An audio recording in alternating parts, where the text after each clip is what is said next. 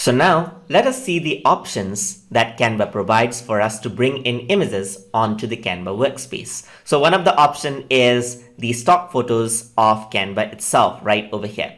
So over here, once you go into photos, you can go around and search for different type of images as you wish. So you can search for something over here like, purple, and purple images actually appear. So I'm going to say something like fruits, press enter, and then fruits will appear right over here just like that. But one thing that you got to be careful while you're using images is that you need to identify which ones are free to use and which ones are paid. The paid ones expect you to put in your credit card number to remove the watermark right over there before you publish it. So once you actually hover over, you'll be able to see the free option right over here. All of the things that mentions free are the free ones right over there. So you can choose any one that's free.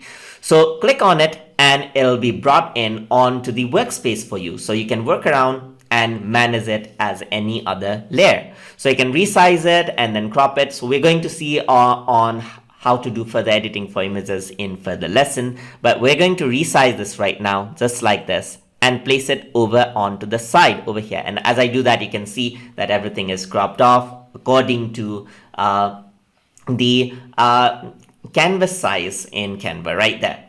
So once I do that, this is the way of importing photos that are provided by Canva to us. But if you want to upload your own photos, then you can actually go to uploads right over here. And once you go to uploads, you can click on upload an image or video. And once you do that, you'll be taken on to your file explorer. And then in my desktop, I actually have this, an Apple PNG file. So let me just open that out. So if I were to open that out, you can see that it got imported right over here. So it's uploading right over here.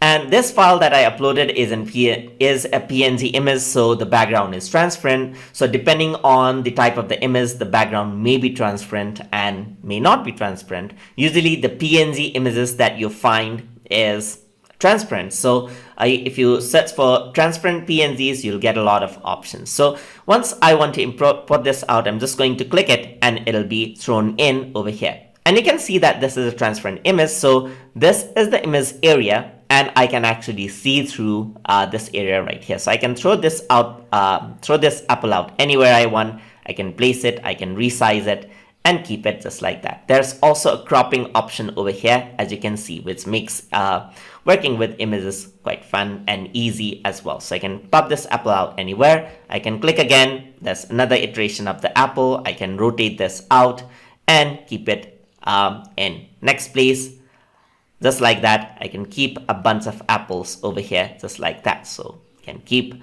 multiple layers of apples, arrange that out just like that. So that is how you can bring in images and work with images inside of Canva. So hope you guys learned something as always. And as always, please like, comment, share and subscribe.